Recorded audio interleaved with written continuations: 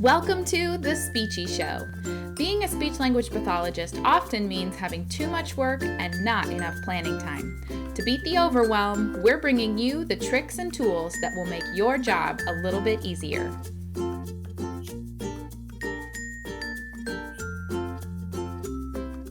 Hey everybody, and welcome to the Speechie Show. I am Carrie Clark from speechandlanguagekids.com, and I am here with Denise from Speech Language Pirates. How are you today, Denise? Good, thanks. How are you? I'm good. So happy to have you on. We are going to be talking today about how to introduce a new core vocabulary word on a child's AAC device or board. And we're specifically going to share some ways that you can use different activities to practice the same word, to give them lots of multiple repetitions, and really learn that word very, very concretely. So we're going to be talking about that here in just a minute. If you're new to the show, this is the Speechie Show. We do this once a week over here on Facebook Live. We have audience participation, we do some giveaways here at the end, and we share some tips about one specific topic for speech and language therapy. So today we're talking about AAC, how to teach a new core vocabulary word. So if you're watching with us live right now, go ahead and type in what kinds of AAC apps or devices are you using right now. We'd really love to hear what you're using so we can make sure that we tailor our message to you. All right, Linda is on she's an SLP in Garden City, New York. Hi, Linda, welcome. Okay, so go ahead and type in what kinds of AAC you guys are using, and while they're doing that, Denise, why don't you go ahead and introduce yourself and your company? I'm Denise. I'm from Speech Language Pirates. I live right around the corner from Linda in Garden City. I live on Long Island in New York. I work full-time in a speech language, in a special education preschool. And I do Speech Language Pirates also. So I have a blog and a Teachers Pay Teachers store, and that's it. Perfect. Now, do you just specialize in AAC, or do you have a lot of other stuff on your website as well? No, I have tons of stuff on my website. I previously worked in elementary, so I have some for as old as 6th grade, even 7th grade, but now my more recent resources are for the preschool age, because that's where I am now. So it's everything from articulation to AAC. Absolutely. Wonderful. All right. Okay. Let's see. We've got, Linda says, NovaChat, Proloquo 2, and PEX are the AAC that she's using. Perfect. All right. If you're watching with us live, go ahead and type in what kinds of AAC you're using, and don't forget to share so we can share this information with other SLPs as well. And Tia says she would like to hear information regarding LAMP, and she says she's only ever heard about that. You know, LAMP is probably one that we could do a whole separate Speechie Show on. Do you do a lot of the LAMP program? Yes, not to quote a Steve Carell movie, but I do love LAMP. It is probably my favorite AAC app, and it's sort of, the reason I love core vocabulary is because of LAMP. It's what introduced me to core vocabulary. And it sort of reinvigorated my my own buy-in to AAC. After tons of apps and PECs and a lot of other things were sort of used not so great in classrooms, I really do love how LAMP works, and basically core vocabulary. Yeah, so what we're talking about today is going to fit really well with LAMP if we do have a LAMP user out there, right? Yeah, so LAMP is basically a philosophy, and the people who came up with LAMP have an app, an AAC app that they market, but that you can use the principles of LAMP in any manner that you like, low tech to high tech. It doesn't need to just be on an iPad. Sure. So for those of you who aren't familiar with that, language acquisition through motor planning is what LAMP stands for. And it's the idea that if the motor plan is consistent, where they push this button and then this button and it says this message, that actually helps them acquire language. Am I saying that right? Yes. Okay. And the analogy that I liked is on your car dash. you can change the radio station to be your favorite preset without really looking. You sort of know where those buttons are in relation to the volume dial or, the air conditioning vent or whatever. So you don't need to search every time you're driving, or else that obviously wouldn't be safe. So you can keep your eyes on the road and not look at the dash and be choosing your favorite radio stations just through a motor memory. So that's sort of the same principle. Absolutely. All right, so let's see. Okay, we had somebody else talking about PECs. We'll come back to that one. Okay, so since we're already talking about LAMP and the idea that the buttons are in the same place, talk a little bit about the core vocabulary concept and how and why that's helpful and important for children who are learning to use an AAC device or board or system of some sort. So core vocabulary is a set of words that are found most often in yours and my and, typically developing preschoolers and sort of every age range in between in their everyday language. So it's the words we use most often. So previous to core vocabulary, you might have taught a Halloween lesson and had the vocabulary word jack-o'-lantern. Aside from October, how often are you and I saying jack-o'-lantern? Not very often. So it's not so meaningful for students to know that word, at least not in the beginning stages of commenting and requesting. And that's pretty much all that can be done with that. We'll pick on jack-o'-lantern. That can be done with that word is label. I see a jack-o'-lantern. The picture card you're holding up to me is a jack-o'-lantern. But that's sort of not what our lowest AAC, our youngest AAC users really care to talk about. They want the M&Ms in your hand, or they want the, sensory toy in your hand. So might as well teach them the word want rather than ball, M&M, all these fringe words that are typically nouns. Better to teach them the verb want or the verb give, forgive me, or, the core vocabulary can give them more, can serve them better across more scenarios and across their day. Perfect. Yeah, so we've got core vocabulary words, which are those words like you're talking about that you can use in a lot of different situations for a lot of different things. And then we have fringe vocabulary, which is pretty much everything else. So the words that you're only going to use once a year or when you're only with that very specific object like ball. So we're talking today about how we can increase their use of core vocabulary because it's going to give them the most bang for their buck. They're going to be able to do more, say more, communicate more with that very small chunk of words than if you had to teach every other fringe word that they're going to come in contact with. So today, you can't. Sorry to interrupt. Nope, you're good. Go. Predict what a child is going to, what toy they're going to want in a session. So you might not have the picture symbol for it or the visual, or you haven't programmed it on their device, or it's a low tech board that you can't just easily print. There is a core vocabulary word that can sort of get that message across without having that specific toy that they just showed interest in for the first time today. Yes, exactly. Which I feel like we've all been there where we're like, I don't have the PEC for that. Yeah, exactly. All right, so what we're going to do today then is we're going to take one core word, and Denise is going to show us 5 different activities that would use that word to teach it, to practice it, and to give that child an opportunity to communicate even though you're using a lot of different materials. So she's going to show that for us for the word put today, just as an example, but you can use this concept and this idea to work on any of the core vocabulary, but we're gonna focus on one word to give you some really concrete examples today. So Denise, why don't you go ahead and show us your first activity? Okay, so I tried to think of some toys and games that most of us SLPs have for the word put. So the first one is Pop the Pig. So you are going to model put for feeding him the hamburgers. Put it in his mouth. Okay, it's your turn. You got green.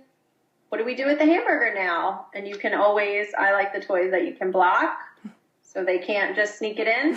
You have to tell me what we have to do. What do we have to do with the hamburger? Put it in his mouth. And then you can also expand the phrase. Put in, I put, you put. So that's one. Perfect. I'm going to stop you for just a sec because I had a thought I want to share. One of the ways I really like to do this as well is to, ask them and have them, touch the button or the picture on the board. But then I also like to use it when I'm talking to them as well. So if I'm saying put, I'm touching put on their board. Or if I'm expanding it to put in, like you said, then I'm going to touch put, and then I'm going to touch in if they've got that on the board as well. So being able to model that as well is really helpful. Yeah, so hopefully it's a turn-taking game that, I always like to take the first turn, even though we tend to let the kids go first. I take the first turn so I can model the sentence or phrase or word that I'm targeting in that session and hope that they carry it over to their turn, which is second. Perfect. Excellent. Okay, what's your next activity? Next one is the Fisher-Price Piggy Bank. So we have the coins. I won't turn it on, but you just put the coin in the hole in the slot. Again, I work with preschoolers, so this sort of like busy work toy, put in toys, people call them, is very motivating for them. But again, you can just use your finger and cover the hole so they have to use their word put rather than just, rapid fire, put the coins in the piggy bank. Fantastic. All right, if you guys are watching live and you have any questions about any of these activities, please go ahead and type those into the comments. And we're going to do giveaways in just a minute, so hang tight for a giveaway. All right, what's your third one? All right, the next one is, I have an interactive book here from Panda Speech, but you can use it with this concept with any of those like weather bears or dress for the weather sort of bulletin board designs, or even a baby doll with clothes. So what does he need? All right, he needs his jacket. So they found the jacket on the interactive book. Okay, but now what do we do with the jacket? We put it on. So that's, again, a very motivating activity, is the sort of Velcro back and forth interactive book. But they need to tell me what to do with the jacket before they get to do the last step of putting it on. And again, you don't need this particular book, but anything where we're like dressing something. I think there's like a frog one that you dress for the weather. Or again, a baby doll, Barbie doll, anything like that. Yeah, and I was just thinking too, there's the Froggy Gets Dressed book, which is not one of those interactive books. I'm sure someone's made one. But you could just have a normal book and say, oh, what is Froggy missing? What does he need to do? Oh, his socks. Okay, what does he need to do with his socks? And then use it to say put. Even if there's not an interactive component, you could do it with those kinds of books as well.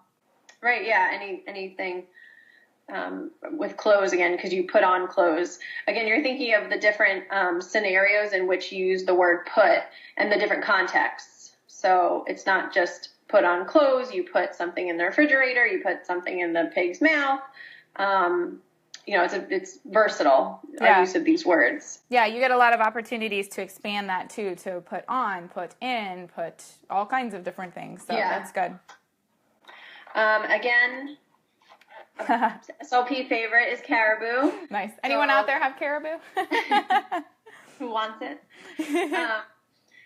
So before you even start the game, you're targeting your word. So what do we do with the ball? You put it in, and there are 6 trials of this before you've even started your game. And then if you want to be really mean, where did I put my key? It's your turn. Okay, you picked this spot. What do we do with the key? You put it in the hole to open the door. So there are 15 doors and then 6 balls. So that's 21 trials of put just in a game of caribou. And you can also, when they've found the ball, put it in the blue hole. So you can expand your sentence to, I always call this the blue hole and the yellow hole. So you can say put in blue versus put in yellow, if they can differentiate those colors to make a 3-word phrase. So that's another put. Perfect. And then, is that 1, 2, 3? Yeah, was that 5? I don't even know. So then again, once you've played your game, you're cleaning up, you can put your toys away. So we're done playing Pop the Pig. It's time to go back to class. What do we do with the pig? We put in. Then I would keep my hamburgers in a little sandwich bag. So what do we do with all the hamburgers that are now on the table? We put those in. What do we do with the bag? We put it in the box. And then where does the box go? In a cabinet, on a shelf. Where does it go? We put it on the shelf. Okay, now you do it. Go ahead and clean it up for me. Put it on the shelf, and you can model there, or they can tell you where to put it if it's somewhere up high. So it's, you're doing it throughout the whole session. At the beginning of the session when you're just setting up Caribou, throughout your whole session while playing, and then cleaning up also. You can put the lid on Caribou. Oh, and I do have one more toy. I forgot that. This is new. I just got it, but it's from Learning Resources. And it's called, I think, the Sort and Say Apple. But it opens in the back and has little fruits and vegetables. And it's the same idea as the piggy bank toy. But you put the fruit in the top. And it makes loud noises too. But again, you put in and you can cover the hole to sabotage their trials. So that's another one for put. Excellent. I love that. And then you can put the lid on the apple. Awesome. Okay, so Tia is asking, she says in the communication board that you held up, she saw that it seemed that your target word was outlined. Yes. We're going to talk about that next. Thanks, Tia. All right, before we get there, though, I do have a question for you. When you're teaching a new core vocabulary word, do you try to get one session where that's the only word you're focusing on and doing that for the whole session, or are you mixing it up and working on multiple core vocabulary words? I'm definitely mixing it up. Again, I put, you put, and then when you're taking turns, my turn, your turn. So we're not just saying put the whole session, because realistically, if with a verbal child, you wouldn't just say one word the entire session. Again, you're not saying jack-o'-lantern, jack-o'-lantern, jack-o'-lantern all through October. So you probably shouldn't just say put all session long. So again, just vary your own verbal language and your own modeling of core words. But I would, when introducing a core word, that's the only sort of new word that I might expect the child to use. Sure. Yeah, so you're focusing on that one word for your activity, but it doesn't have to be the only thing you're saying and the only thing you're using. So now that we have talked about that, hold up your board and show us how that word put, if you can see right here, it kind of pops. So what you got going on there? Yeah, so this is a core vocabulary board that I used or made. I have tabs up here with the tabs up here are mostly fringe vocabulary, but the front does have yes, no, stop, turn. But to use this, you can use some of that Aileen's Tacket to put just this little barrier around the word that you're focusing on. So it's put just for the day. Again, if you just use the Tacket, it'll come off, and you can sort of move it around. And I made a blue version, a green version, and a pink version. So if you're working on 3-word phrases and you want to work on I put that or this or here or there, you can, sort of make a pattern. The blue word, then the pink word, then the green word. So they sort of go in that sequence. I love that. So that's just paper, right, that you have in a square with a hole in the middle, and she's outlining the words that she wants to focus on for that session. Yeah, and ideally it would be laminated, so it's nice and sturdy. Mm-hmm. So there would be sort of like a clear lamination area around here too. But again, it's, removable, so these words aren't off limits necessarily. Yeah. Well, and I think another, if you had a child with visual impairment, another good way would be to either outline it in black or red, something that's got a high contrast so they can see it a little better if you're working with one of the VI students who has some impairments with their vision. Yeah, definitely. Okay. And then even if you don't have this, you can use like washi tape. If I have a student who's obsessed with the color orange, so if you have like a fun pattern orange washi tape, you can do that. That blue painter's tape that everybody has lying around, you can use that. Or those little flags that you stick on IEPs and stuff that say like sign here with an arrow. You could, use that instead, just honing in. And that also would take away less of the surrounding words in case those are in use, or, the student does know them already. You're not totally blocking them off with the like little sign here flags. Perfect. I think that's such a fun idea. And you could do that on a device with a touch screen. You can stick that tape on there as well, as long as you're not using anything too tacky. That'll work for just about anything. So yeah, the flags would definitely be good for that too, because they won't make a mark or anything. Yeah, perfect. Okay, if you guys have any questions about that or how that was working, let us know. Type those into the comments. But we're going to go ahead and move on to our giveaways today. So if you're new to the show, we do a giveaway, 2 giveaways every week. I'm going to ask a question here in just a minute on Facebook Live, and the first 2 people to type in are going to win. So the first person is going to win your giveaway. Denise, show us what you are giving away today. That's one of my core boards. So it comes with all the tabs, and the download also has 6 barriers in it. Again, a green, a red, and a blue. 2 of each. I mean, not red, pink. 2 of each. Perfect. Okay. And then where can people find that communication board if they would like to get that and they do not win the giveaway today? That's in my Teachers Pay Teachers store. It's Speech Language Pirates on Teachers Pay Teachers. But the short link is goo.gl/N as in Nancy, P as in Peter, S as in Sam, V as in Victor, 7, and Z as in zebra. All right, and we will put that link into the comments below this Facebook Live video, and it will go into the show notes on the Speech and Language Kids website once we get this video edited and put up there. So you can look for that there as well, or just head over to her Teachers Pay Teachers store, and you can find it there. So the first person to type in the answer will win her giveaway. The second person is going to win 2 free months in the Speech Therapy Solution. If you're not familiar with that, that is my exclusive premium website for speech language pathologists. It's a paid section of my website where you get access to additional training materials. There's printable activities you can print and go.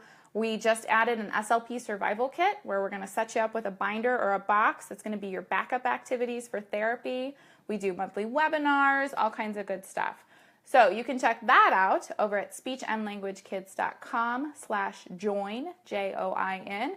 But we're going to go ahead and do those giveaways right now on Facebook Live. If you're watching the recording after the fact, you're not eligible to win the giveaway. But if you're here with us live, here we go. So the question is, name 1 core vocabulary word. So it's a word that you use for core vocabulary on an AAC board or device. The first 2 people to type in a core vocabulary word will win our giveaways today. And there is a little bit of a delay, so we have to kind of... Okay, here we go. Tia says put, and Joa says put. All right, so Tia, you are going to win... Whoop, where'd it go? Tia Tygard, you are going to win the communication board. How do you want her to contact you, Denise? You can send me a message on my Facebook page. It's facebook.com/speechlanguagepirates. Perfect. And Joa Joville Zastro, you won the 2 free months in the Speech Therapy Solution. Congratulations. You can email me at Carrie, C-A-R-R-I-E, at speechandlanguagekids.com, and my assistant Kenna will get you all set up with your 2 free months in the membership. All right, lots of people going in there. We got go and want and put. Good core vocabulary words, guys. All right. Well, thank you everyone for joining us. And Denise, thank you so much for coming over today and doing a live with us. Can you tell people where they can find more information about you and all the stuff that you have to offer? Sure. Well, thanks for having me. My website and blog is speechlanguagepirates.com. I'm on Facebook, same name, and Teachers Pay Teachers, same thing, Speech Language Pirates. Perfect. Wonderful. And if you would like more help with your tough cases, more resources, more activities, more webinars, head on over to speechandlanguagekids.com/join, and you can see all the benefits of joining the Speech Therapy Solution. All right, thank you all so much. We'll see you next Monday afternoon over on Facebook, on our Facebook page for our next Speechie Show, and have a great week until then. All right, bye everybody. Bye. Thanks for joining us today on The Speechie Show.